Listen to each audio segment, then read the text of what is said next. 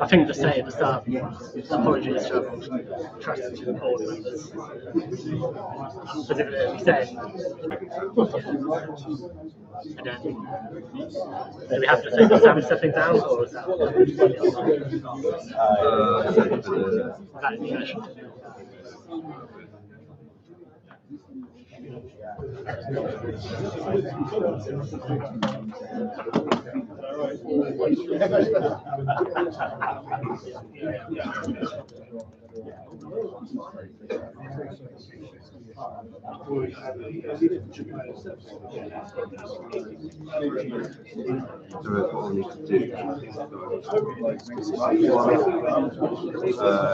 Via our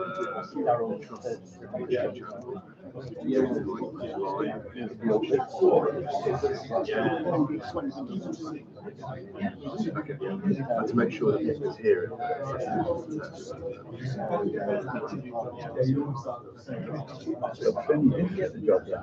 I didn't see who they wanted.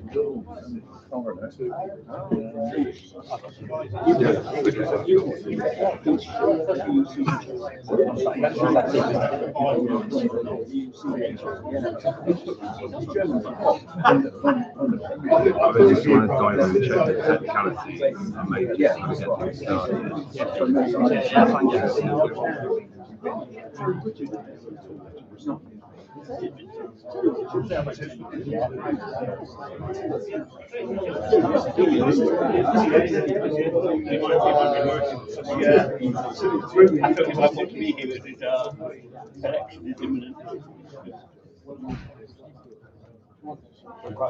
Hello everyone, just get your attention, thank you. Hi, I'm Jamie, co-chair of the Robbins Trust, and this is Sam, who will introduce himself in a second. I just want to say quickly, I'm going to try and just make sure that technically everything is working, so we'll get started. That's for the live stream. So I'll check in a second. We thought about the housekeeping side of things. I don't believe there are any fire alarms or anything planned, but if there is anything that happens, it's straight out the back where you all came in from, I assume. And there. Yeah, or there if obviously there's an inferno over there. Sam, I don't know. Hi everyone, I'm Sam there, the other co-chair of the Supporters Trust. Yeah, so thank you for joining us and thank you for everyone who's tuning into the live stream. We just have a couple of apologies from the Robbins Trust board, from Sam Lear and Greg Newcomb. I think we just move on the agenda to the accounts and the co-chair statement. Yep, thank you. I'll try and use the microphone, but do say if you can't hear me at the back. Well, thanks everyone for attending and for coming. I'll just start with the second item on the agenda, which is a headline summary of our co-chair statement. The full written statement can be read on the Robbins Trust website at robbinstrust.org, as per the link in the AGM pack, which was emailed out to members. To summarise our day-to-day activity during the year, the changes at the club with the fluid situation with the ownership meant that we had to be sort of proactive and reactive as that situation evolved, meaning our day-to-day activity was a bit different from normal. We did start to work on our updated sort of Trust 2020 vision and strategy, which we had great input from fans and members over the last 18 months. Progress was stalled as we had to wait to see how the new owner situation took place and how we would work with them. But the upshot is we're pleased to have retained our shareholding and to be co-owners with the new majority owner, Mike Garlick. And in the year ahead, we are looking forward to working with Mike, the board, and the shadow board on fundraising and projects for the benefit of fans. And we'll be communicating more about our activity in the coming year, and also sort of finalising sort of our own sort of strategy and vision, which we've drafted with input from members and fans, and we'll communicate about that soon. So just to summarise the accounts as well, so the accounts for the year ending the 31st of May 2025 showed that at that point we had 374 full members, which is a 40% increase on the previous year, which is really good, and we're grateful to how fans reacted to our Building for the Future document, which sort of led and prompted that increase in membership take-up.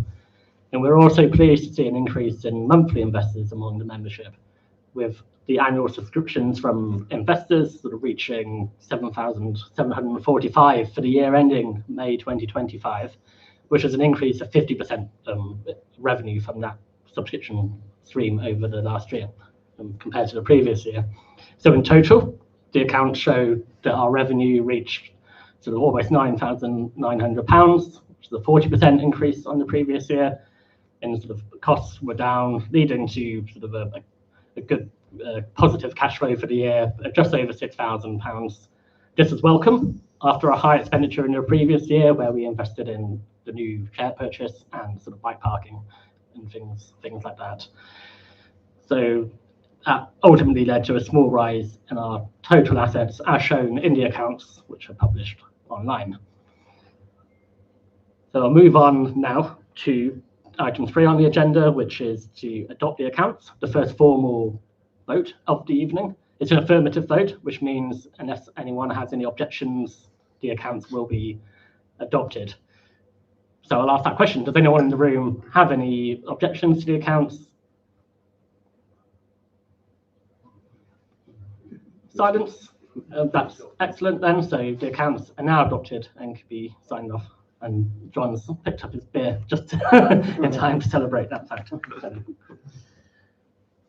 So the next item on the agenda is elections. So I'll start by saying 2 members have stepped down, Sam Lear and Adam Stanley, to come to the end of their terms, and we thank them for their valuable input and time over the course of the years and time they've been involved.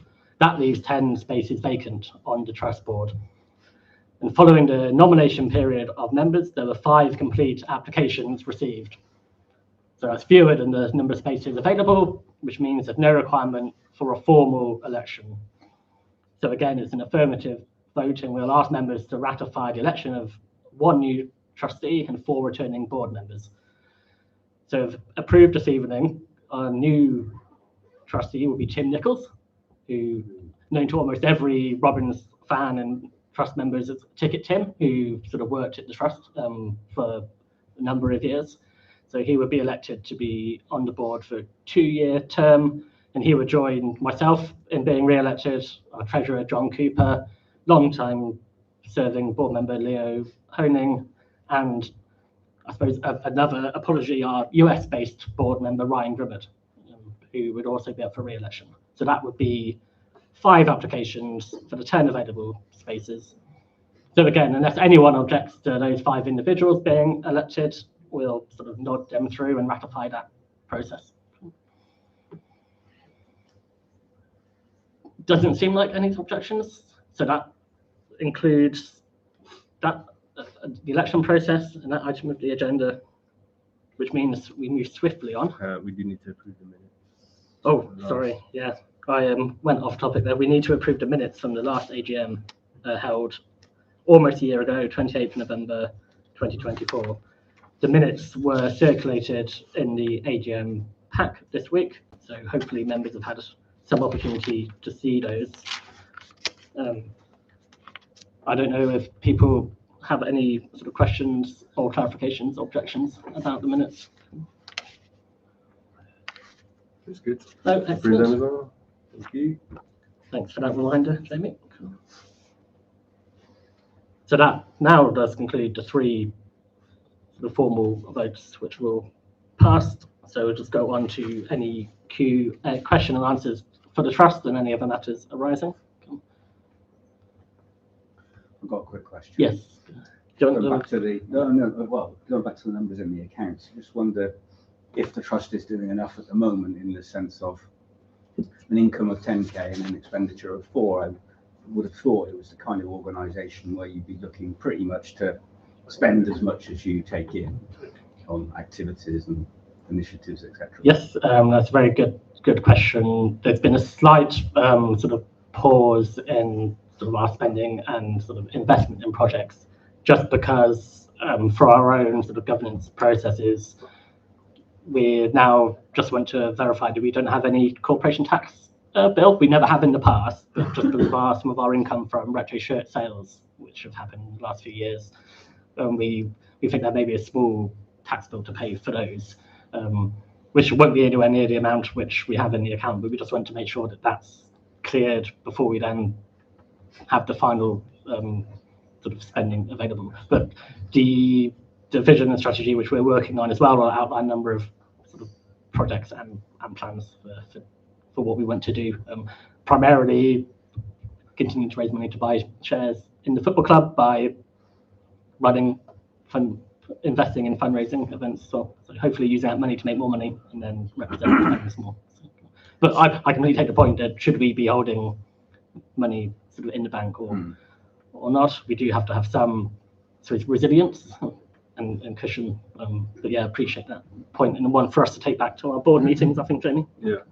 So would the intention would be to run a surplus kind of every year, and then at a point in time, sooner rather than later, try and buy some more shares? Or Yeah, so I mean, to continue investing in the club is what we're seeking to do. We're not seeking to build up a large sort of cash reserve or anything like that. Yeah, and who knows, sort of in the longer term, maybe working with the guys here and Mike, whether we can use that money to help stimulate higher fundraising, which may be better to invest in sort of bigger projects around the club as well, rather than sort of some of the small things which we've done so far. So, but yeah, thanks for the question.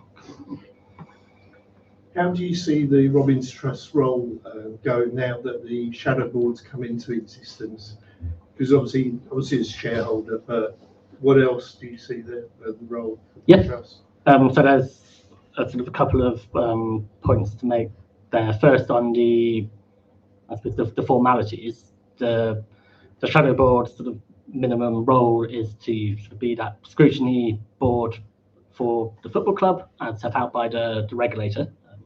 So they don't have a budget or a fundraising mechanism like we do, but we will work closely with them to understand how we could use our resources to support activity which they may sort of work with on the club. And also, once we welcome everyone's sort of attending for us today, there is no sort of formal obligation for David and colleagues to join the meet with the trust in a forum like this, but there is the legal obligation the required obligation from the football regulator for the shadow board to meet with the club and that scrutiny role. I suppose to take an example on a day-to-day basis, some people might say, why don't the shadow board sort of go out and fundraise or help with promotion and media and marketing? As we say, they don't have the resources or the remit really to do that, whereas the Robbins Trust might do. So I think we complement them, almost being a delivery organisation and they're a non-executive scrutiny board. I suppose might be one way of characterising that.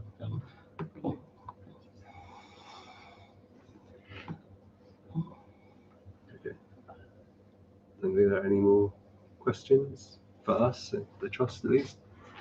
Should we move on to any other business? Yeah. Do you want to? Okay, I can go through that. So we wanted to formally thank the previous owners, particularly Simon Keswick, Charles Jennings, and Paul Baker in particular, for the work that they did and the investment they put into the club.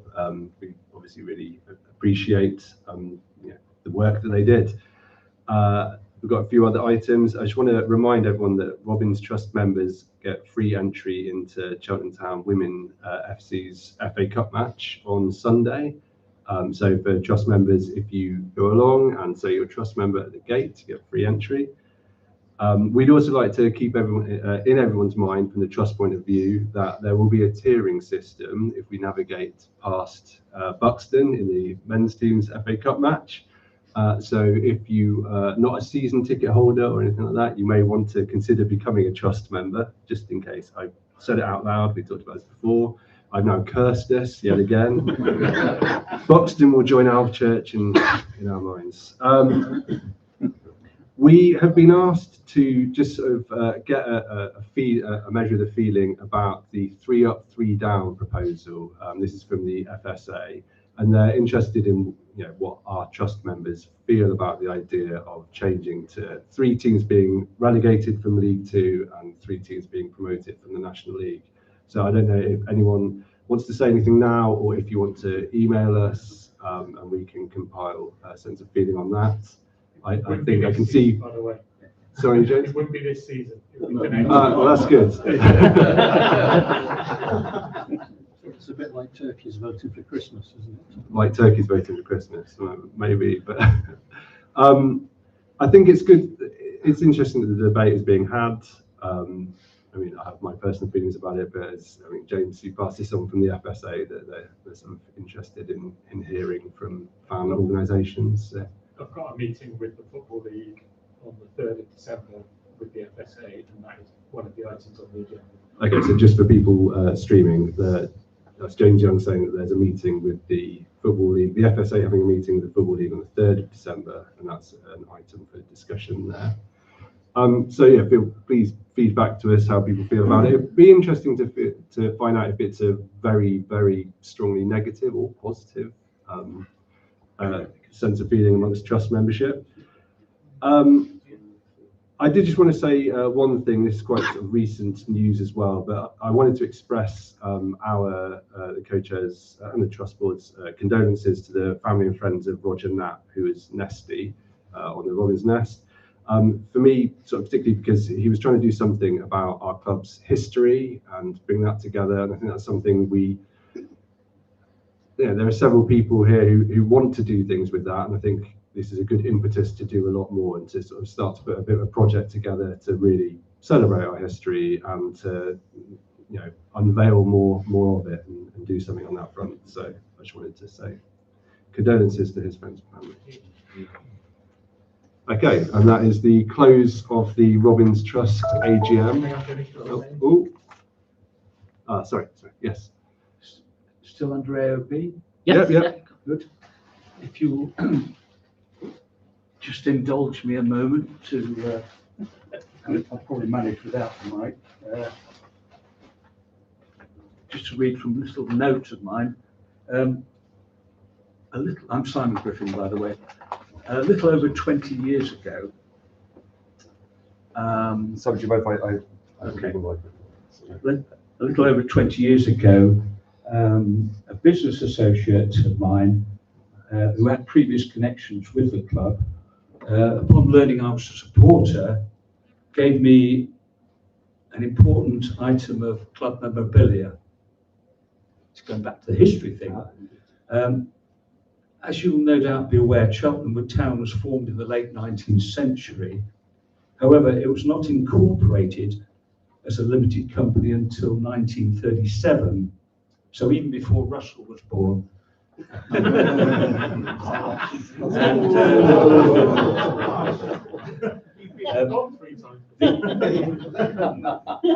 The issued capital at that time was £2,500, and it was divided into 5,000 shares at 10 shillings each, which in new money is 50p, of course.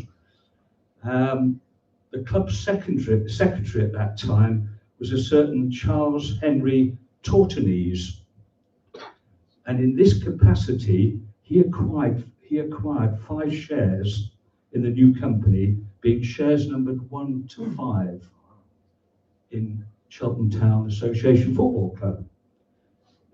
Incidentally, research indicates that Charles Tortonese was still the club secretary 10 years later, in 1947, after the end of the Second World War. The piece of memorabilia to which I have referred is the original share certificate relating to those first 5 shares in Cheltenham Town Association Club. Association Football Club, which were acquired by Charles and signed off by two of the then directors and as secretary by him. It's a document of significant historical interest and importance to the club, and having gathered dust in my own house for over 20 years, I have decided to return it to its rightful home, hopefully on the wall somewhere in the club, maybe in the boardroom. And in passing it over, because it's a fairly insignificant frame, I might suggest that it has a new mount and a new frame to give it a bit more significance, and I'd be happy to meet the cost of such. So I will. Thank you very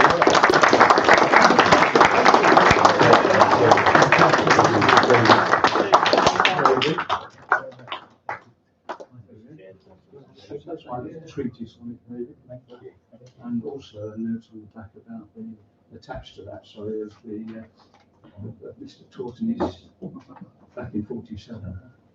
Oh, thank you very much. Thank you. Thank you. Well done. Amy?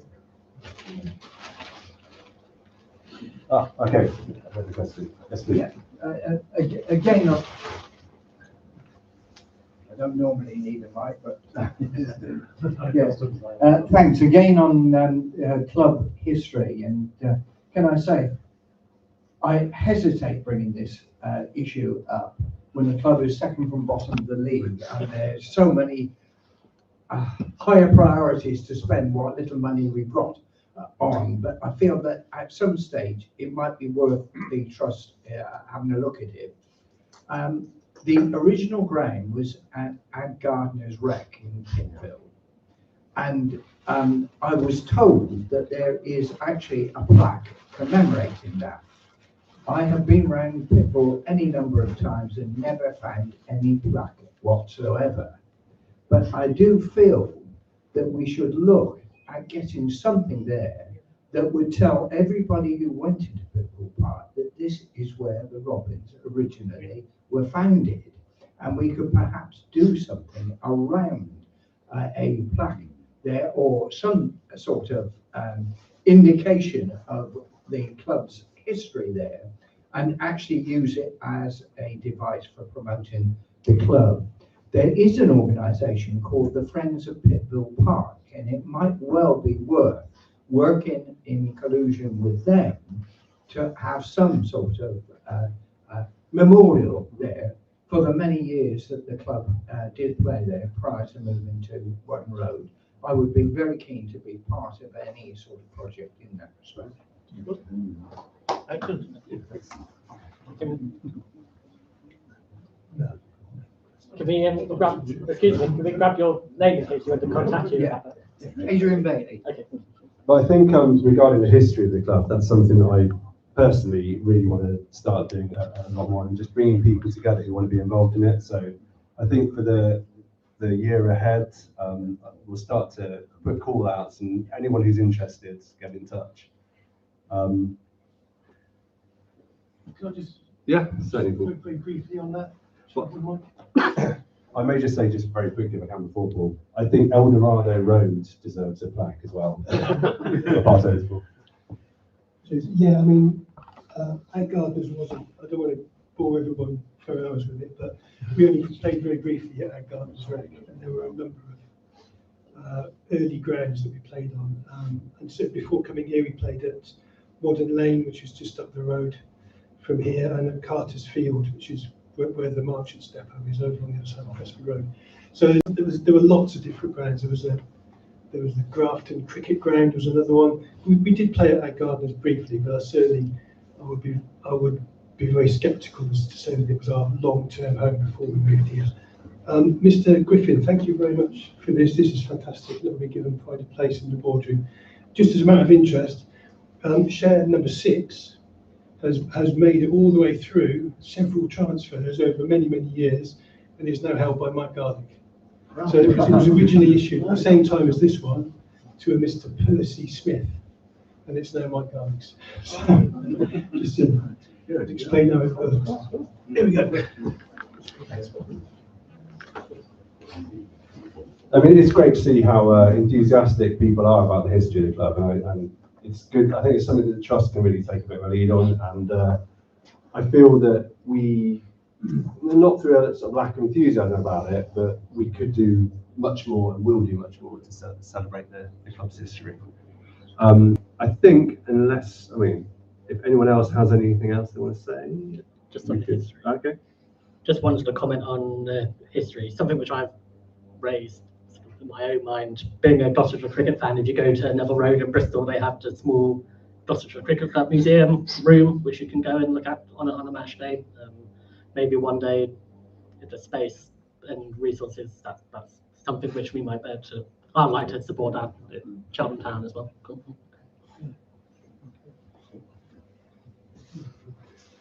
Okay, thanks. I think this then moves us on to the fans forum side of the evening. Mark Halliwell is going to come and compare.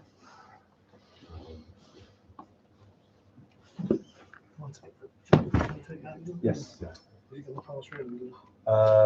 James, are you happy to do the? If there's anyone at the back who needs it, we can sort this out. But what I'll do.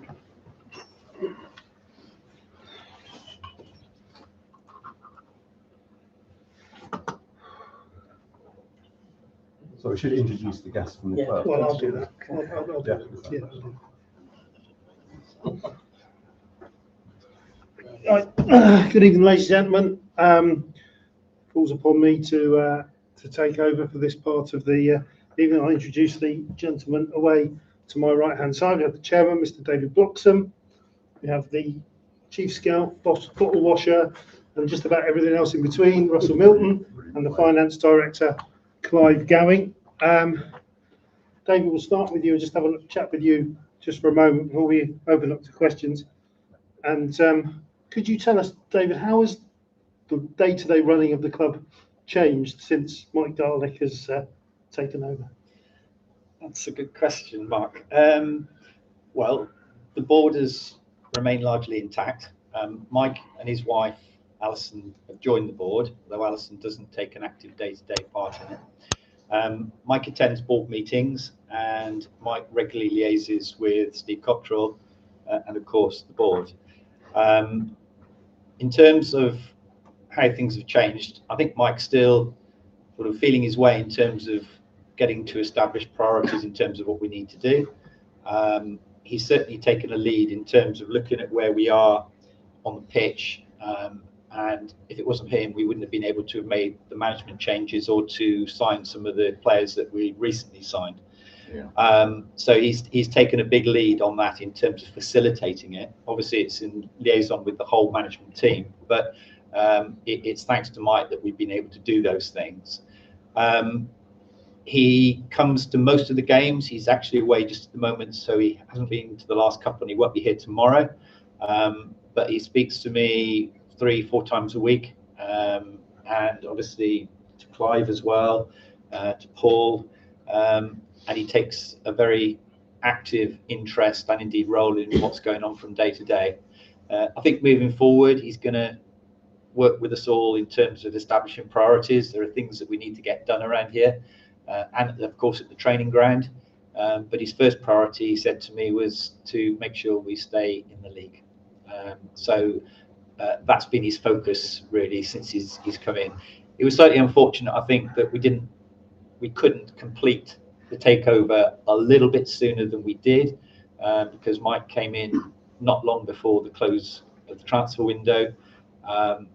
There was an awful lot of paperwork to be done in order to get approval, to deal with the finance, to tie off all the agreements and the loose ends, both with the football authorities and legally.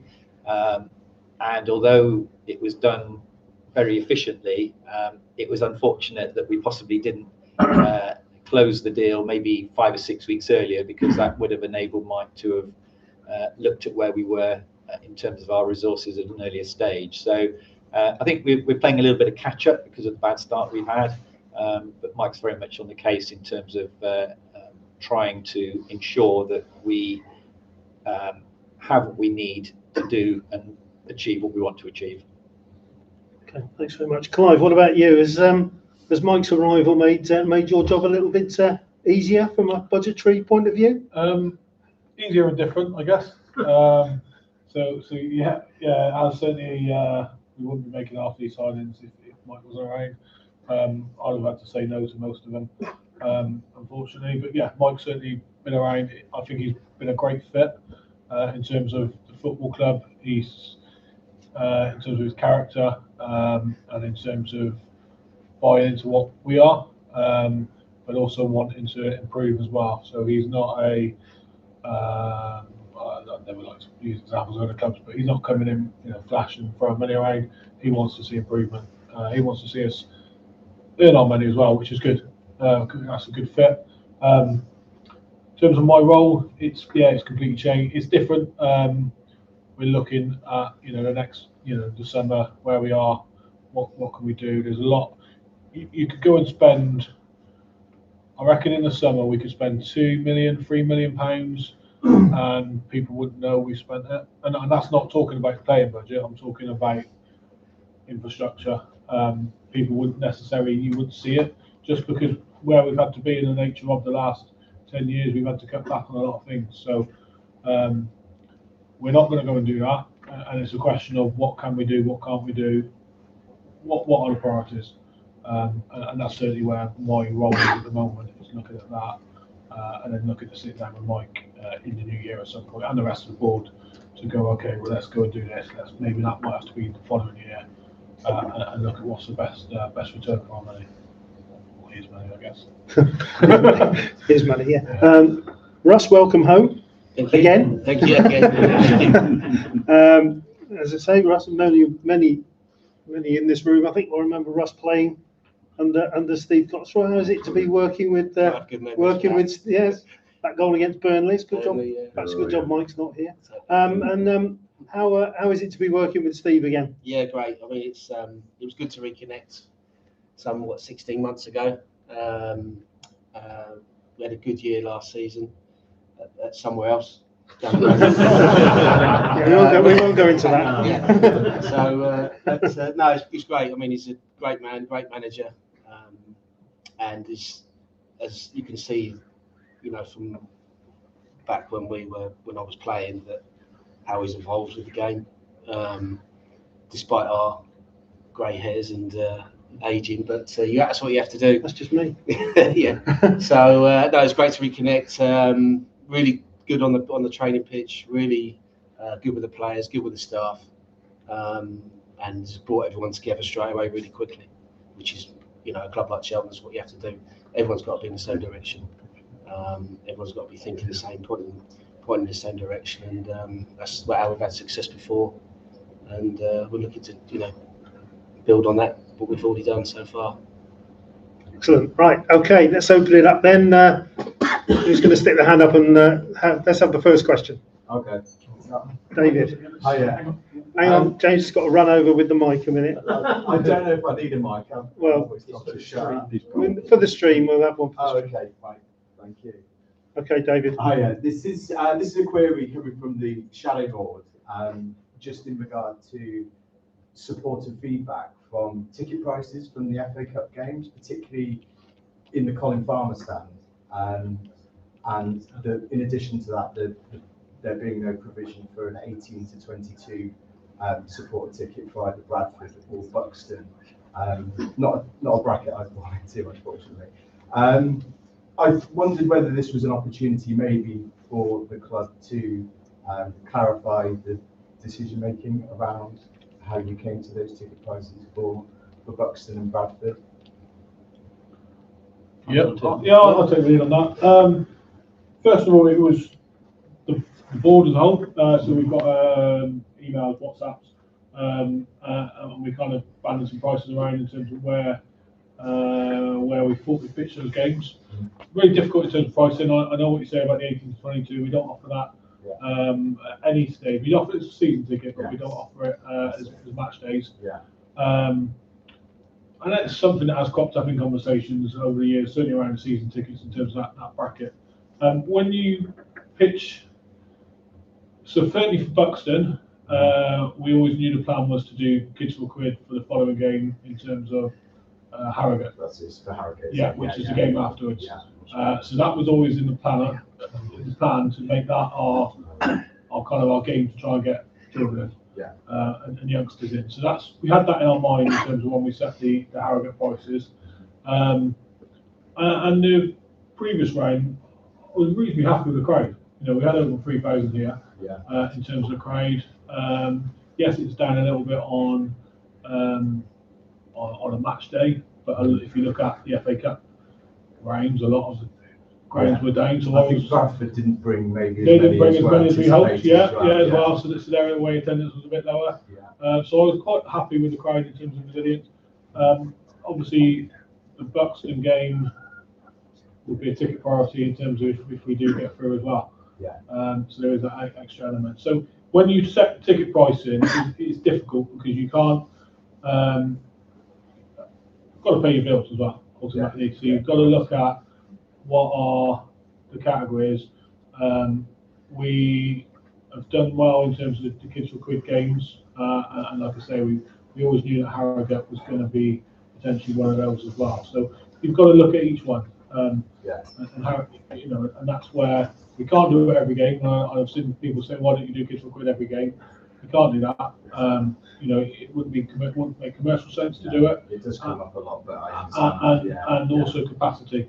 So in terms of your seating areas, last year we ran at about 80% capacity in terms of our seating areas, which is high. So you can't really necessarily set seats are a premium in this ground. You can't necessarily go kids for £1. That's why we have to go pick games where we know the capacities are. I guess you've got to take into consideration Buxton as well. They'll be anticipating a bit of a payday. As well. You've got to take into consideration that in terms of your away crowd as well. And you've got to pitch at a fair price, which we did in terms of 20% reduction, or around 20% reduction. Ultimately, as well, we've had some big costs this year as well, in terms of signings, managerial changes, and we need to invest money as well. It's not a question of Mike's taking over, and we're just going to keep. We've got to grow the club as well. I was pleased with our crowd, and that 3,000 had come. Had a great. Let's be honest, and that crowd was the noise that day made felt like it was 6,000. Yeah, it did. Yeah. Clive, do you have to liaise with the opposition when you're setting FA Cup prices? Yeah, you can ask that. You don't have you don't have to agree it with them anymore. The home club can set the prices, but out of courtesy, you do. You have a chat with them. You talk to them about it. Okay. Just on the 18 to 22, so that's a conversation you've had. Is there maybe something in the future that you might look at around that, just incentivising that a little bit? I know the season ticket is quite heavily incentivised. Yeah, the season tickets are. In terms of the game, we'd have to look at what the revenue impact would be if we went with an 18 to 20. I do understand there is a bit of a jump. It is go from a relatively low price to depends where you are, a bit of a jump. It's something we might have to look at. It's something we could possibly look at in terms of areas of the ground. So you might necessarily do that ticket in one area and not the other. That does have some issues in terms of away following as well. So when you factor in ticket pricing, you have to offer it to your away allocations as well as the home. So that sometimes comes into the conversation. If you went kind of behind the goal as an 18 to 22, you've then hit issues with you don't offer it to the away fans.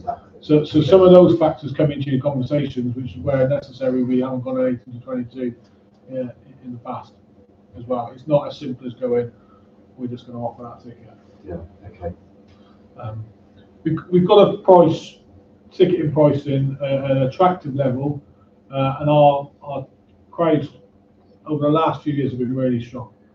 I know people talk about if we could get more people here, but our crowds have been really good. If I took, I'm almost at a position of signing off the accounts for last season. which is the year the year before we were in League One and then we got relegated. In terms of across the whole season, our grades were just 50 grand down compared to the year in League One. So in terms of our home revenue, that is fantastic because we'd have lost a lot of away fans that season. So to just be 50 grand over the course of a season down compared to the prior season in a division drop, our home crowd has been really supportive. I don't want to, they've been brilliant. Certainly over the last few years, they've stuck with us in some tough times, and hopefully we can repay them with some good times. Yeah. That's it. I just think the feeling was maybe a small incentive for Buxton, just looking at the Bradford numbers, which were down but not horrifically, to just pack the place out and maybe have. You've got to pitch it right, and you've got to know it's a difficult conversation in terms of if you reduced it, where do you think that cut-off would be between getting more in and not getting enough in? So sometimes we reduce prices and you've just had the same game. Yeah. So it's a question of, do you go really, really cheap and hopefully you fill the whole ground out, but if you don't, you shot yourself in the foot. It is a difficult situation in terms of pitching it of some people just see it as a weekend off. Certainly the first couple of rounds of the FA Cup, it's been a little bit devalued. I love the FA Cup; it's fantastic. But over the years, it's kind of been a little bit devalued compared to what it used to be. It used to be one of your biggest crowds of the season, and now it's one of your lower ones. So you've got to pitch it right in terms of. I don't think there's ever a right or wrong answer. There's always an argument one way or the other. But we do try. In terms of incentives, like I say, the kids for quid games. Like I say, we've got one for Harrogate coming up, which we always looked at was one. We didn't announce at the start of the season because we wanted to know where we were in terms of around the FA Cups as well. But that was always in the thinking when we set them at the start of the season was that one would be 90% certain that would be a kids for quid. So when we got Bucks, and we kind of made that decision at the same time. Okay. Thanks very much. Okay, next question, please. Let's have the next question. Anybody? Yeah. Yes, in the front here. Could I give Russ a chance to answer a few questions? How does the scouting network now work that you've got? Keith Burt's? Yeah. Are you working under him or alongside him? How does it actually work, the setup these days? Yeah, alongside really. Keith's obviously got a wealth of knowledge. He's been in the game, in this side of the game for a long time. So great for me to liaise with every day. Obviously the manager and myself and him will talk every day. So I'm in every day in and around it as well, and around the staff on the training pitch with them. So I've got that good blend that I've always had as well, which I've always liked doing with the coaching side of it. So I'm in with that. And then I'm on the phone with Keith most days with the analyst that we have. So yeah, we have various different ways. We've got our own system that we use, and then it's your contacts and agents phoning in and speaking to clubs, and just generally getting a vibe of how things are going. Constantly changing, lists are changing every day, every week. And then hopefully come January you can stumble on the ones that you want and get them in. So that's the key. So it's constant. It's been a good steep learning curve for me, but it's been a good one. I've enjoyed it. It's been a different side of the game that I've been largely involved in most of my career. But I've got two great people that alongside me to work with, so Gaffer and Keith. So really good. And I guess working with Keith and Steve as you have before, you know what type of player he wants. Yeah. You know what you're looking for. What kind of player you're looking for. Yeah. Generally, I mean, we've both had success here. And, Gaffer's had success with Keith at other clubs as well. So you get to know the type of player that you are. You get to know your trusted sources and your trusted references that you can bounce off. So you try and as much as you can limit the amount of mistakes that you make. You're not going to get them all right, but you want to get the vast majority. So hopefully we can do that. Excellent. Next question. Other side there. The transfer window. Do you see much activity in regards to players leaving and coming into the club? Here we go. Well, the squad's too big because on the training field, you've got to cater for 27, 28 players what we've got at the minute. You've got to cater for them on the training pitch every day. So you've got to keep 16 people happy every week. You're not going to do that. So yeah, we'll look at it. We've been looking at it all the time. We talk every day, like I said. So there's not a club in the land that won't have activity in and out. It would be the same. Naturally, you want to try and improve things and make things better. We've generally assessed where we need to improve, and we'll see what we can do. We'll do the best we can to get the best in. So the aim is to get in better than what you've already got. That's the aim. But so we'll endeavour to do that. But I mean, my first January transfer we did 2 years ago, Paul would tell you, Paul was up and down the stairs, wasn't he? on that last day. What was he, 6 or 7 in, Paul, wasn't it, on that day? Yeah, they all went out for fish and chips and didn't get me in it. I was doing all the work.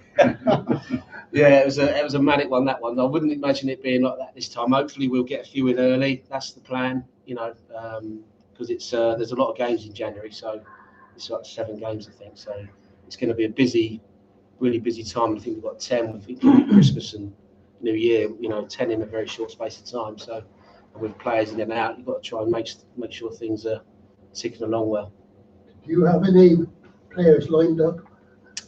You can say you have, yeah. We like to try and get ahead of it, but things change, and the market it is nowadays. It's ever evolving, ever moving, changes from day to day, as I said, hour to hour. So lists are changing all the time. But you do like to earmark certain players, which we have done for now, but hopefully they're come to fruition in January. Okay, next one. Gentleman in the middle. I'm back again. Actually, the penny's just dropped that we've got a Spa-Town playing 2 Spa-Towns in quick succession. Yeah, interesting. One for Russell and one for Clive, if I may. Russell, I just wondered if you have any plans to go out to Spain to watch a 3rd division club, or to Gibraltar to watch one. That'd be nice. In fact, whether there's any prospect of cross-fertilisation between the owners' clubs. There's a question for me. Am I going with And the one for Clive is, it occurred to me when we played Notts County the other night, which was on Sky, of course, do we get adequately compensated by the TV revenue for the loss of the tickets that are in the ground, so to speak? Who wants to go first? Go on. I'll say yes. You don't get additional revenue for that one-off game, but when the Football League did the new TV deal, it got distributed across all the clubs, and our annual distribution went up that year. So ultimately, yes, we have all got we get compensation, or we get increased Football League money. So I'll say yes is the right answer. Now I know we have got certain games, and it was a good learning curve, that Notts County game, because it was the first proper TV game we've had here for since pre-COVID times. So the last one where it's a full-on Sky game was in COVID, and then before that it was a bit before. So it's a little bit of a learning curve, a refresher for everyone. But yes, we do get compensated for it. Thank you. Sorry, Russ, I didn't mean what I said earlier either. Didn't take offence. Yes, I'm off to Spain. Yeah, looks like. I'll go anywhere where there's a good player. But yeah, those sort of markets. Yeah, obviously look at them. You get agents that give you players from all over the place, all over Europe, really. So you just have to make sure they meet certain criteria that can allow them to come in. So they have to play at a certain level. The way things have changed now, so we have to make sure that they fit that criteria, really, before we even look at them as a player. So, and every agent you get pitched tells you that their players are the best things in sliced bread. So you certainly have to do your work on them and make sure that they're the right fit. I think also Mike's ownership of the foreign clubs is potentially got some interest in terms of, for example, some of our academy lads might be able to go out and get a little bit of experience. So that would be a plus for us. but also there are possibly some deals maybe around kit and stuff like that that Mike can orchestrate on through club basis. So there is some linkage, and obviously the obvious one maybe pre-season tour. I don't know. That's what we're all hoping for. I know, absolutely. Yeah, well, we're hoping for a little bit of sun. We'll have to speak nicely to Mike about that and see ultimately what happens. But I think that there are some potential avenues of development there, both in terms of the business and in the playing staff. Yeah. Hi, David. Hi, Brian Costello. Good evening. Hi, yeah. I have a question about the stability of the club, not over the short term. But you've talked about Mike's obviously priorities being all our priorities to stay in the league. When you announced confidentially that the club was for sale, like I think it was June 2024, when I think the initial announcement was made, you mentioned at the time that one of the key drivers for that wasn't just the short-term financial stability of the club. It was looking to attract someone who would invest for the long term. I think we had quite a big discussion about the replacement of this main stand here costing £10 million. So when you came to shortlist the candidates who you wanted to get before you went to obviously confidential agreements, did the club specify a minimum amount of investment that the successful candidate would need to give and guarantee in order to meet your criteria of long-term longevity for the club? No, we didn't specify a minimum. There were several component parts in this because clearly the pre-existing owners, there were some loans, there were obviously the shares and the original investment. So there was a question of what their return would be for their shares. And I have to say that the shareholders weren't looking for silly money. They didn't look, if you like, to maximise their return by a long way. What they were interested in was to ensure that the club went to the right owner.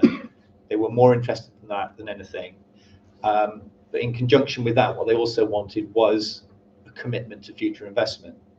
And I can't explain to you the terms that have been agreed with Mike, but Mike has given a commitment for a period of time into the future to put money into the club. So really, that's sort of like almost part and parcel of his purchase price. It wasn't all going to the shareholders. It was really going into the fabric of the club. And obviously, we've seen the start of that already with Mike doing what he's done. When the period of time within the agreement for that commitment runs out, we will see. But I'm very happy that we've got the right man. I think that it was very much a question of trying to find someone who understood football, who was in it for the right reasons,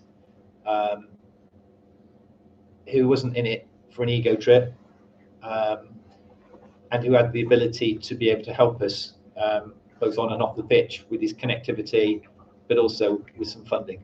So the answer to your question, Brian, is that we didn't have a preset figure that he had to put in, but we wanted to find someone that would put an amount in and that we were satisfied would continue to do that voluntarily beyond the initial periods. So that wasn't the playing budget, that was for the infrastructure budget as well. So we're thinking, it wasn't divided. No, it wasn't divided. No. So we could still be sitting in a very old main stand in 5 years' time, possibly. We could, yeah, it's possible, but I would like to think that we will see some improvements around here, but it may not be an immediate new stand. It's a lot of money. There are things at the training ground that need doing that are going to cost a lot of money. There are things other than the main stand around here that need a lot of money. There's a question: do you put all the money into one project and leave the rest of it? I mean, it's important that the training ground is the workplace, and if we want to attract the best players and we want them to be in the best condition and to perform out there, then that's got to have some relevance in how we spend the money. And that's why I've said we've got a lot of things we're looking at, and it's a question of costing and prioritizing those, and then agreeing an implementation plan.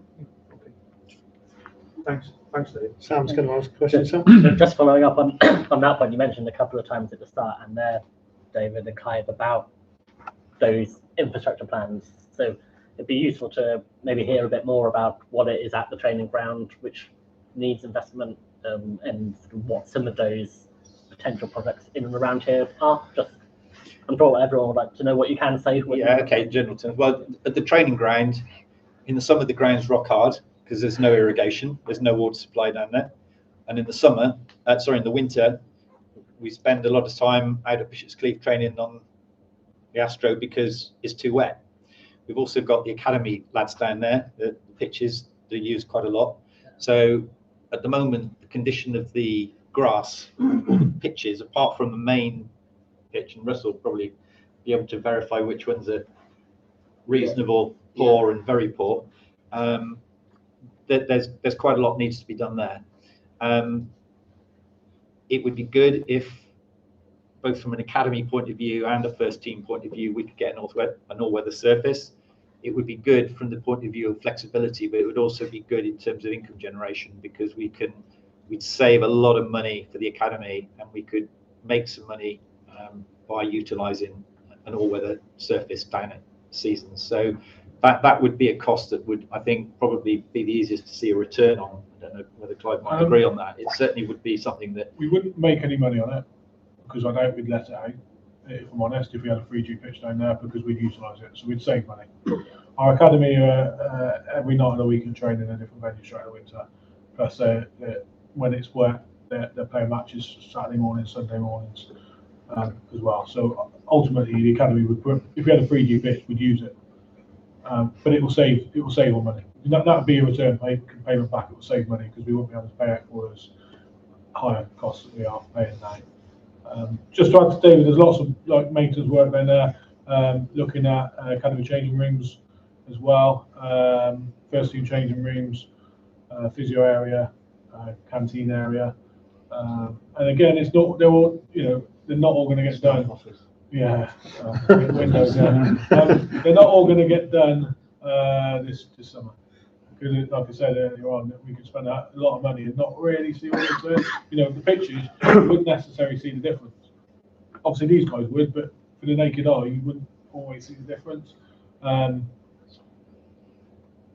it's about prioritising, and that's why we're putting lots of things into the mix and into the pot at the moment. And then in the new year, we will sit down and we will prioritise, decide which is the key areas to invest in the summer. What about here, David? What about behind us in the ground here? Well, I think some of the things that we probably, rather than, we haven't made decisions yet exactly what we're going to do, but there's a fan zone that we need. We need to upgrade the bars. We need to increase the capacity for matchday hospitality, make the offering a bit smarter. There are lots of things infrastructurally that we could do. The ticket office, the club shop needs some money spending on it. Cambridge Place we haven't been able to utilise in any shape or form, but that's not just necessarily about having to spend a lot of money on it, but it's other restrictions around that have proved to be rather more tricky than we had hoped. I can remember back 14 months ago, I had a meeting with the council here, and conversation came up. I said, "Oh, you can use that if you like." And of course, I've got a license sorted out, but then there's all sorts of environmental issues. There's all sorts of flooding issues. The cost of actually, for example, making it into a car park for 3 years wasn't viable because there was a considerable cost in making it a safe, hard-standing car park, and then having to take all that up after 3 years to return it to the council. And then there's security around there if you use it for other things. You'd have to make it secure, for example, if you did put a fan zone of any sort out there. And again, the cost of doing that just for a 3-year term has proved to be a difficulty. So there are lots of small things that combined together will make a difference, as well as things like the basic facilities around here. Some of them are in desperate need of some improvement, and those are the sorts of things that we're addressing first. Okay. Next question. Can I come back again? Yes, you can. Of course you can.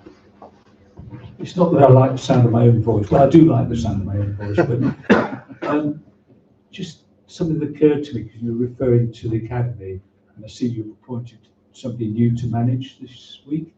I've been knocking around this place for about 40 years now, and in that period, I can barely recall any academy players that have really come on strong, and more particularly who have generated that magical transfer situation. Are the signs looking any better now for that sort of prospect coming through the system? Michael Duff did all right. We'll say that. He didn't generate a lot of money, but we won't go into that. I would disagree in terms of when you say that big transfer fee. Now, I know everyone's talking about, getting them into the first team and selling someone for millions and stuff like that. But the academy has historically done quite well in terms of transfers. You've got to realise where we are. We're a cap-free academy in an area where within an hour of us you've got Aston Villa, Birmingham, to the south you've got Bristol City, Cardiff. So if we've got a prospect who's doing really well, it's cap-free academies, and if we're not the only one who's going to speak to a lot of cap-free academies, Cap 2 or Cap 1 will come in and take that prospect. We had the lad who went to Southampton a couple of years ago. We've had the one who I think plays Bristol Rovers, isn't he? Luke Thomas, who went to Derby and then went on to Barnsley, I think it was. So we've had quite a few sold. We have sold them on and raised some significant amount of money, and has helped the club over the years. It's really difficult to get one into the first team. I'm afraid he's doing that now. I kind of call this his bit of his breakthrough year. He's not starting every game, but he's in and around it. I'd say Russ. Yeah.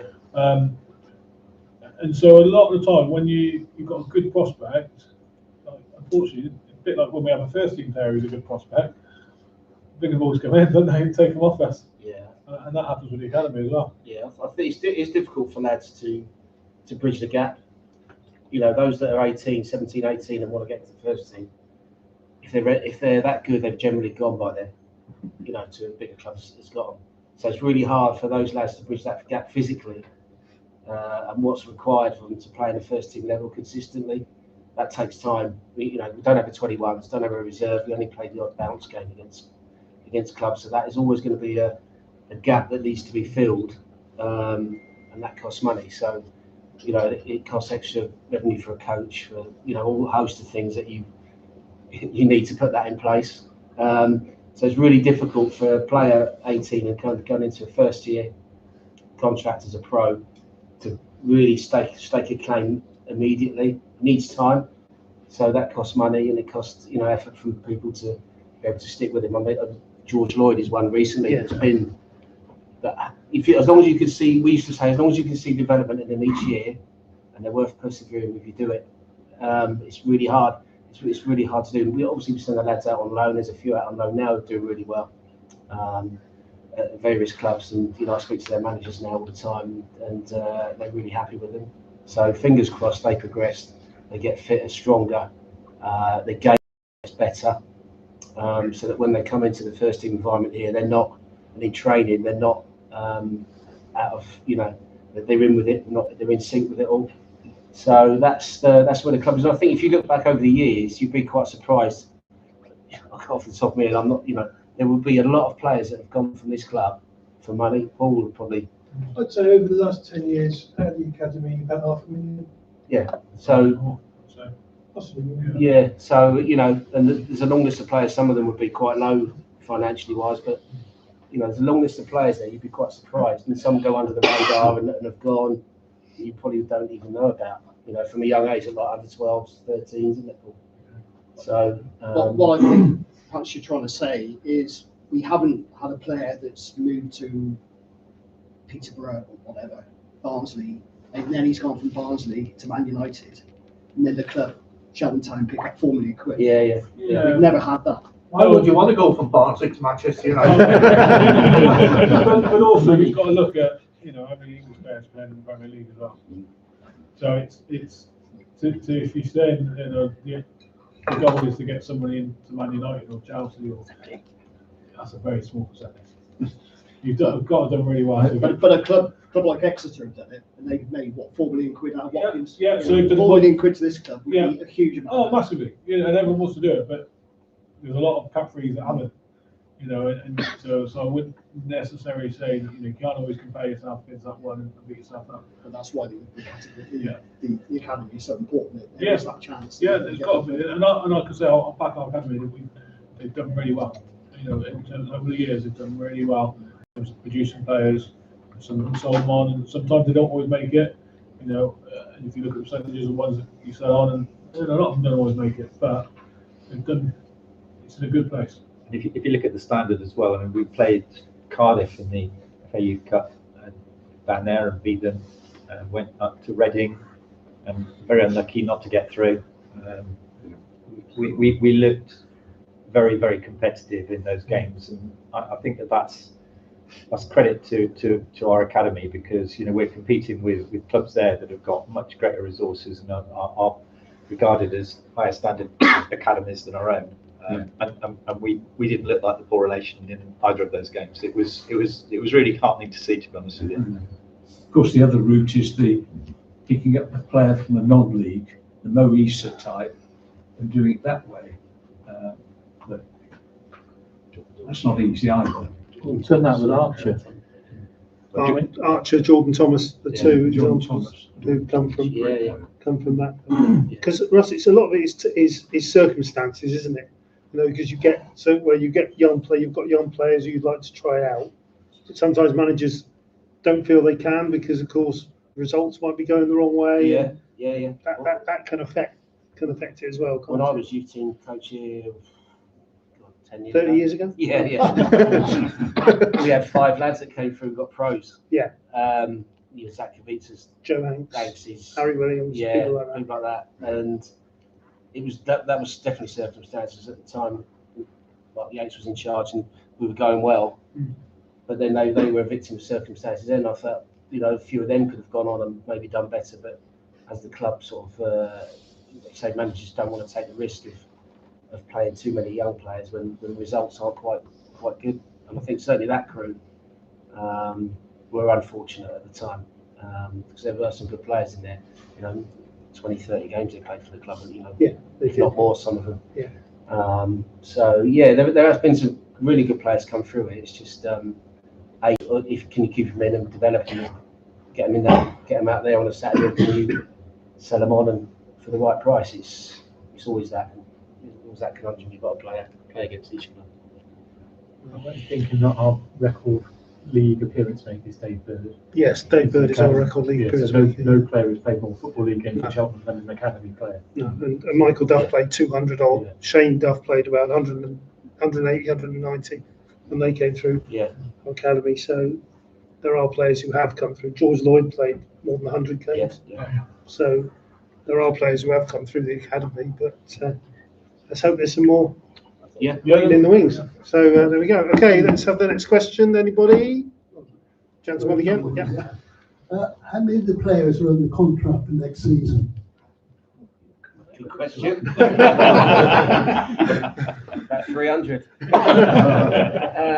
Yeah, it's a good question. I mean, what is a contract worth these days? I don't know really. It's they're under the contract, but you know, you've got to suss it out as you go along. But we'll under contract or not, we'll assess it as we go along. So if they're seen as part of the plans, then there will be. If they're not, then they won't be.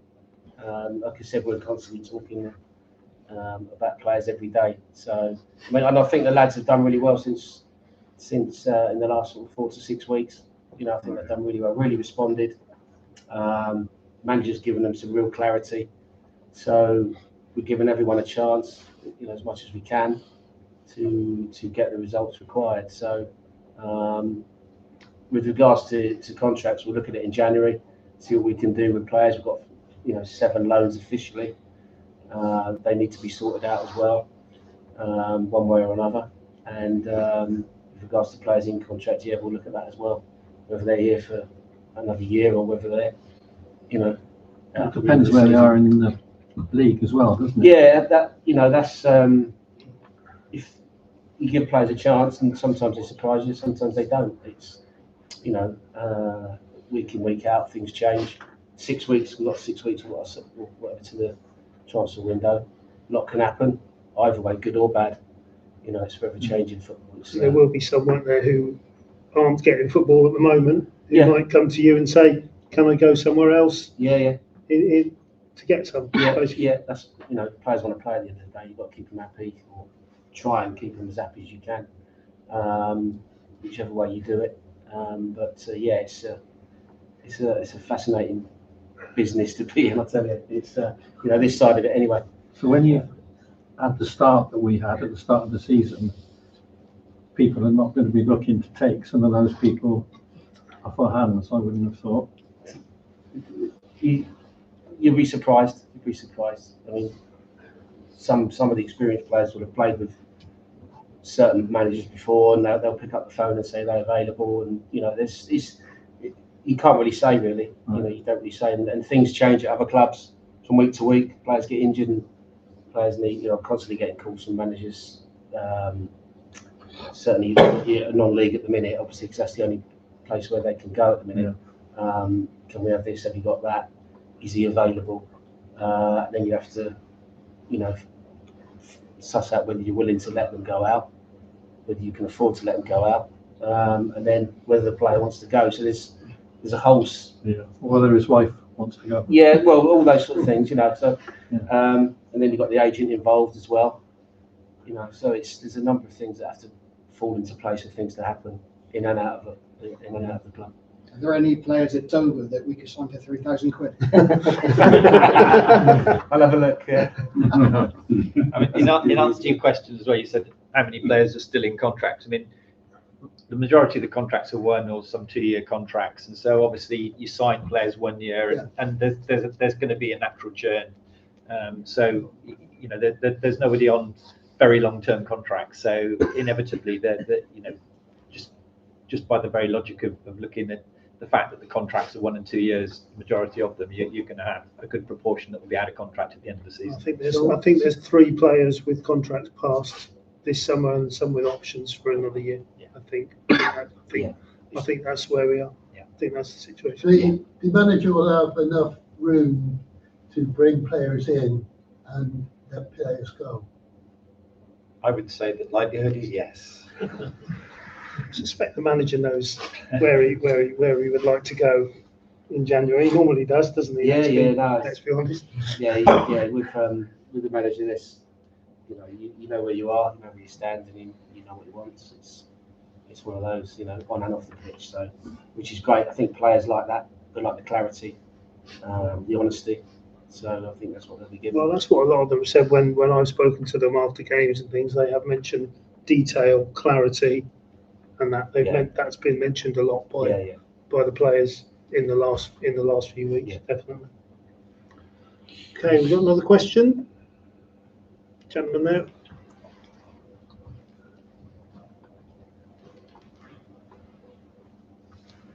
Good evening. Question for Clive. Regarding the fan base, there's a lot of younger fans in all the stands around the grounds. Just wondering, the season ticket prices for the under 18s. Is it, some people kind of find it a bit expensive when most of the fan base is young and upcoming, so they'll be future fans at the long term. Yeah, so obviously every year we look at ticket prices. Like I said, we try the season ticket holders are your loyal ones, so that's why we've got the 18 to 22s, and we try and look at it the best we can. I think our season tickets for under 18s are quite good in terms of pricing, and like I say, we have that bridging gap before we get to the full paying adults. I think, by and large, we try and look after our younger ones and all our supporters as well.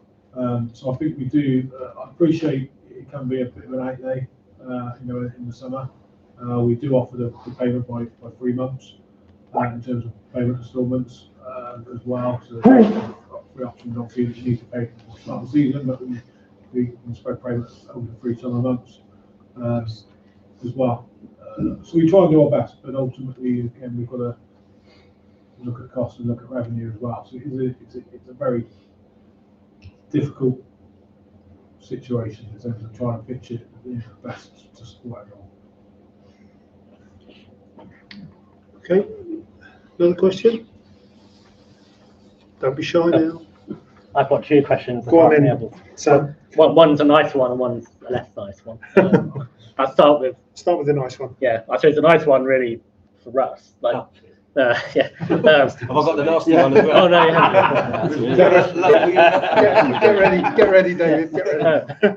I think I'm right in saying that either as a player or coaching staff or some involvement at the club, you've been here for all of our promotions since 1998.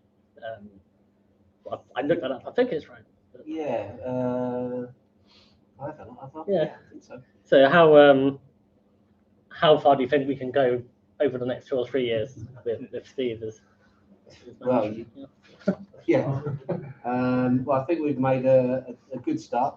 You can never tell in football, so many different factors in the way, but I think we've definitely got the right manager for it. Been successful with the team.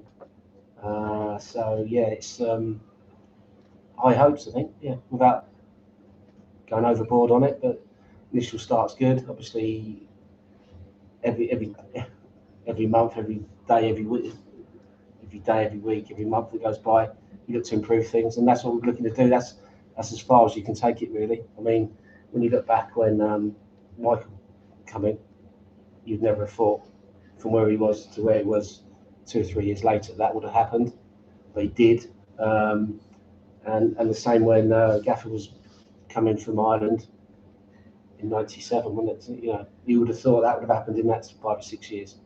So funnier things have happened in football, but this club has been built on.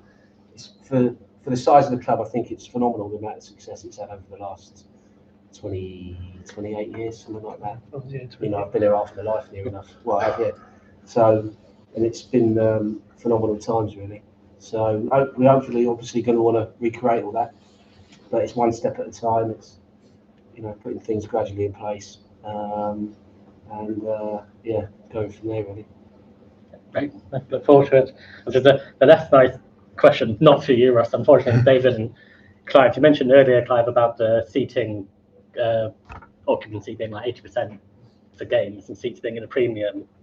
But then for games where we know there's going to be a big away following, like potentially tomorrow, sort of seats removed from home fans and given to away fans. So I understand the financial reason behind that, but I don't know how much consideration you'd give to weigh off the finances against the home fan experience. So I sit in block 4 in the Colin Farmer, and normally there's 8 blocks and 2 sets of facilities.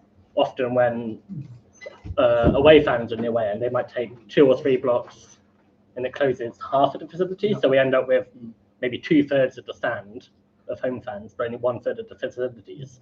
So I kind of think tomorrow, I'm going to make sure that I eat and drink before coming to the game, because it's going to be chaos downstairs, and I don't want to try and battle to go to the toilet.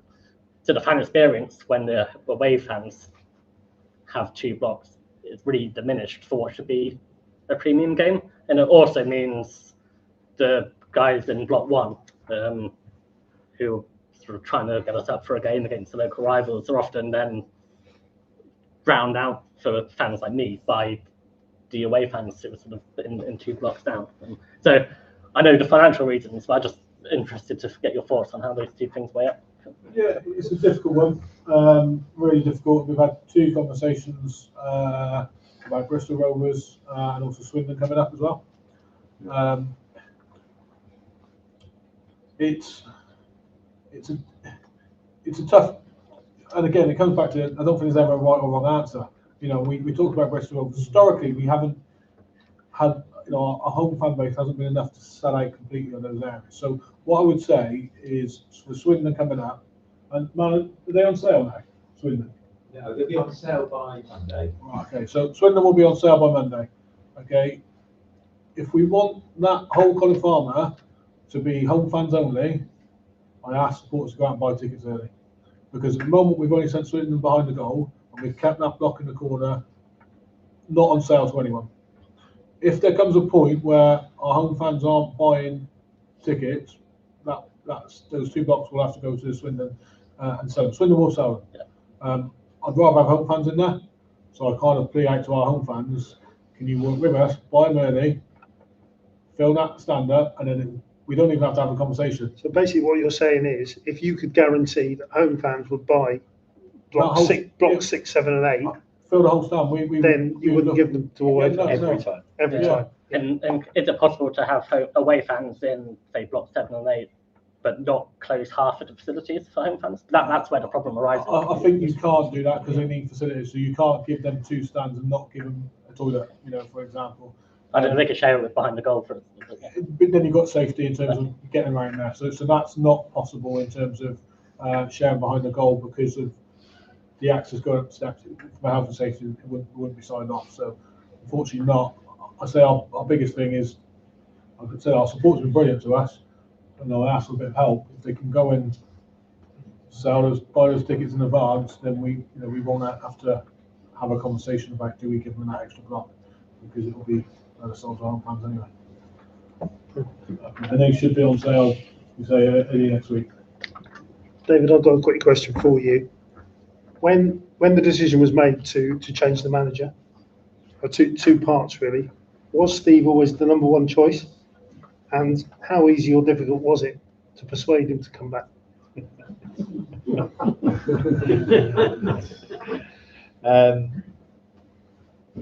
We had to go through a process after Mike Flynn went.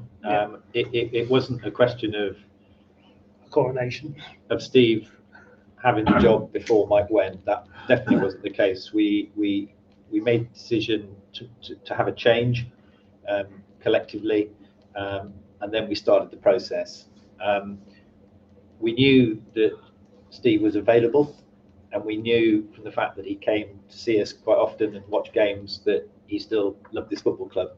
So we were hopeful that we might be able to persuade him if he was the best candidate. We conducted interviews. There was another good candidate as well, but Steve did want to come. So that was then when the negotiations started. And the rest is history, really. Were they easy negotiations or difficult negotiations? They got a bit detailed. Fair enough. Yeah. Well, it all worked out well. It did, yeah. No, obviously, I mean, the start we've had is probably better than any of us. I suspect, I don't know, including Steve, from when he came in and where we were at, and the resources that we had in playing resources, and the way that we were at that particular time. I think that he would have actually bitten your hand off for the October we had. It was nothing short of miraculous. Manager of the month. Manager of the month. Yeah. But the points in the FA Cup win were, I mean, we couldn't have hoped for more for that first 5 weeks. It was bar a late goal at Gillingham. Bar a late goal at Gillingham, yeah. No, it was obviously an exceptional start. Okay. Are you enjoying being vice chairman now that Steve's chairman?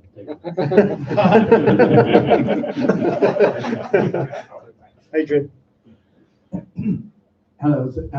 Can I say first of all that I get the impression that there has been a significant increase in the number of young people watching Cheltenham there. I do get the impression, if I look at the age profile of our fans now, we've got more, particularly teenage supporters, than we've ever had before. I also get the impression when we do the Kids for a Quid scheme, we get a hell of a lot more. And I've been really impressed with the attendances for what would normally be considered fairly low profile games.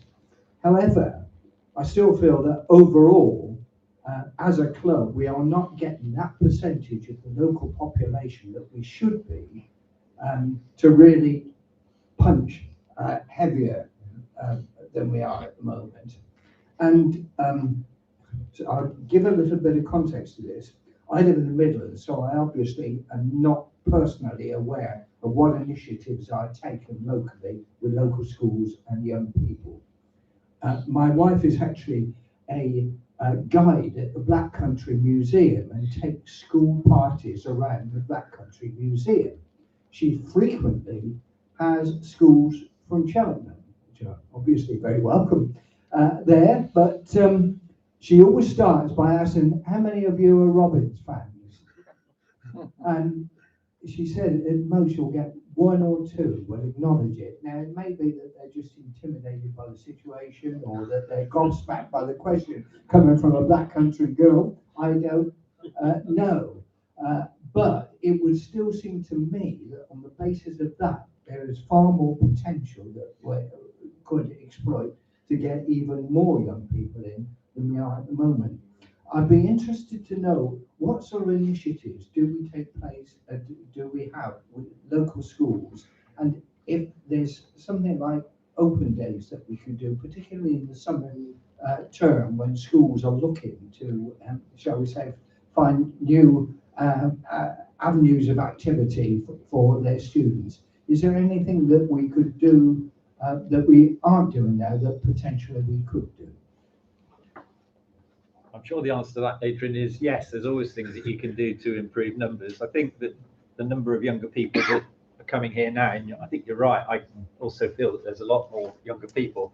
It's partly a legacy of having been a Football League club for 20 odd years. So, you know, kids have come, my kids came with me when I was, you know, when we were first in the league, they're avid fans. So you've got that legacy as such. I think if we can improve the fan experience around the club, that will help as well. That's something we need to do so that families can get here a bit earlier, can enjoy a bit more the pre-match experience and really feel part of the whole day rather than just the 90 minutes. So I think that there's work to be done there. We've got a really good, effective community trust. The community trust go out to a large number of schools, well over 40, probably nearer 50 schools that they go out to around the county and a bit beyond. We've got some great trustees, and the work that they do has huge social value. And, you know, although they are a separate entity in terms of being a charity and a community trust, they wear our badge and they very much promote us. We try to assist by providing free tickets when they go out on events and so on and so forth. I think what you say about other events over the summer, certainly the community trust do a lot of summer courses. You get loads and loads of interest in that, and kids joining that, and it's very, I think parents find it a very good way to entertain some of the younger kids in the summer, and it's very affordable. So I think the trust community trust deserve a lot of credit for the work that they do for the football club. But in answer to your question, yeah, I'm sure there's more we can do, and I'm sure that's something that we, you know, over the coming period that we can do, working in conjunction with the Robins Trust, with the Shadow Board, that some ideas can come through, and hopefully with a bit of investment, and hopefully performances on the pitch as well, maybe, you know, keep going, it will drive more interest, and hopefully that interest will filter through to kids as much as anybody. Could we look at family tickets? Things like, I don't know, 2 adults and 2 kids, you know, that sort of thing. Is that the sort of thing we could look at as well? Go back to the ticket, and then that's probably close. I mean, I think you're open to any sorts of it needs careful thought, Mark. I mean, it's not something I feel I can just answer. No, just I appreciate that. You know, you need to maybe something worth considering. Yeah. Sorry, Clive. Yeah, what I'll say, Mark, it's by game. So tomorrow, for example, we can't really do a family ticket. No, because family season ticket. Maybe, but so tomorrow, but they do our terms of our junior season tickets are very discounted. So tomorrow, you know, for example, you can't really do a family season ticket because it's just going to reduce your revenue. That's why we do things like the Kids for Quid, because it's a certain game, which in effect is probably better than a family ticket, you know, for those games, you know. So that's why, in terms of your question, in terms of schools, I think it was a game. I don't know if you all know, Mark. There was a game recently we had 3 different clubs, wasn't there? Here. I don't know if you remember. There was a game recently, a home game, where I think we had 3 different, because the community do a match day experience. Is it coming up? Is it? Yeah. And we've got 3 different clubs here for that game. So our community will do a match day experience game, and again, it's on a game by game basis. So there won't be anyone there tomorrow because it's a big game. But where we've got a smaller gate, We know it's a smaller gate. We will do a match day experience at our community run. So Harrogate coming up, there's 3 different clubs that are all here that day, having a match day experience and our community put on. Great. You know, and yeah, I think, like you said, and everyone's agreed, our support base has got younger. So that must also in itself show we're doing something right as well. Yeah, you know, brilliant. let's also not, you know, give praise to what we are doing as well. Yeah. So yes, there's always more you can do. 100%. I think the lads in Block 1 deserve a lot of praise because I think they do a terrific job. Right, gentleman here. My And final then- word. Yeah, then yourself. Yeah. Sorry. Oh, yeah. You first, and then no, you gentleman here. Yeah. Then we'll come to the gentleman. My final word, you'll be pleased to hear. For the last number of years, I've had the pleasure, indeed the privilege, as Paul Godfrey will know, of presenting the Young Player of the Year trophy. It's proved to be a bit of a problem for me because I find myself vertically challenged. For example, in succession, we had Josh Griffiths, Callum Taylor, Matty Pollock. I got lucky with Tom King, but then last year when it was it John Colwell? Yeah. Along came Pell to collect the trophy. Perhaps I could suggest or make a plea that whoever's in charge of the decision gets somebody about 5'9" next year. Okay. Okay. Look, this will be the last question of the night. The gentleman at the back there. It was just going back to younger supporters. I mean, my kids, going back 20 years ago, there was Young Robins. I know the community do a lot of work, but I don't think Young Robins goes still exists. But I was just wanting to raise the point that there was that option for younger children. I don't know to what age. But before they answer, I'll just say I probably wouldn't be sat here now if it wasn't for the Young Robins scheme in sort of 99, 2000 when I had that. Yeah, Junior Robins, yeah. Junior Robins, Yeah. I think it was run by volunteers. Yeah. So I think it was massively driven by volunteers. Yeah. Unfortunately, those volunteers got older. Left it, you know, and that's where The we community were. does a lot. I think do we still call a season ticket a junior Robins ticket? Yeah. But so they get cheaper coach travel as well. Right. Okay. So the season ticket is still called a junior Robins ticket, but where you used to buy the card and get so many discounts, that's not there anymore. But like we say, we've kind of moved away, you know, and do the kids for quid where we've got quite a few games, and that's kind of taken its place, and that's allowed us to pinpoint certain games, which has helped, you know. And things change. Yeah. So that's probably, although you haven't got the scheme, those games are probably taking its place. Yeah.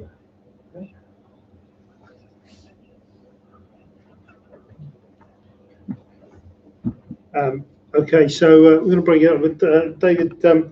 We have just, I mean, I am a member of the Shadow Board. We have the chairman, David, is here as well tonight. We had our first meeting recently, and just talk about that from your point of view. Yeah, no, I thought a question might come up about this, and I just wanted an opportunity just to say something. I mean, obviously, the Shadow Board, I think we're quite well on track in terms of where we are on the Shadow Board as compared to some other clubs. I think that the fan representation within this club is good. I wasn't sure what to expect with the Shadow Board in terms of what it could achieve, how it would run, how easy or difficult it would be. But what I would like to say is I would like to commend the guys that are on the Shadow Board and the ladies as well. I think the first, we had a meeting in September, which was a sort of a how to run the meetings sort of collection. We had someone from the league here, from the FSA here. Yeah. And that was good because we all sort of learnt what was expected of us, both us as a board and the Shadow Board members. And then we had our first meeting 2 or 3 weeks ago. Yes, mid-October. Yeah, we had the first meeting, Everyone attended, and I'd just like to say I thought that you've done a lot of preparatory work for it. I thought the meeting was really good. I thought people made good contributions. I mean, the shadow board isn't there, if you like, to tell Mike Garlick what to do, but I think it's a really useful conduit for all members of the club, from the guys over in the younger sections to some of the older generation that have been here a long time, to feed in through David and the rest of the team ideas. And some of those ideas won't necessarily be something that we can do, some of them, but there's some good ideas in there. And I came away feeling really uplifted by it, to be honest with you. I thought you did a good job, and you know, I think the shadow board isn't going to end up being a decision maker, but it can certainly feed into how the club thinks about things, what priorities we have and what we do. So I think it's a good innovation, and everyone that's on it, I think, should be thanked for the time that they're clearly putting into it. It's positive. The way I see it is that the shadow board will put across supporters' ideas and concerns to the club. There isn't a guarantee that all of those ideas and concerns, well, hopefully the concerns will be listened to and answered and raised, and not all of the ideas will be put into place, but we will put those ideas and those concerns across to the club. So if supporters do raise things, you know, please be assured that we will put them to the club, and then it's down to the club to answer them as they see fit. So that's all we can really. After the meeting, if you like, the next meeting is scheduled for the new year, Second week of February. in the second week of February, and most of that we will be talking about season tickets, I think. Minimum of 3, isn't it? Yeah, there's a minimum of 3 meetings a year that the club will have with the shadow board, which is set down by the new legislation. Can I point out that the Valentine Massacre happened on the second week? But there we go. So on that note, anyway, on that note, we will bring this evening to a close. So I'd like to thank our guests, David, Russ, and Clive, for attending and for answering your questions, and thank you for asking your questions. Thank you very much.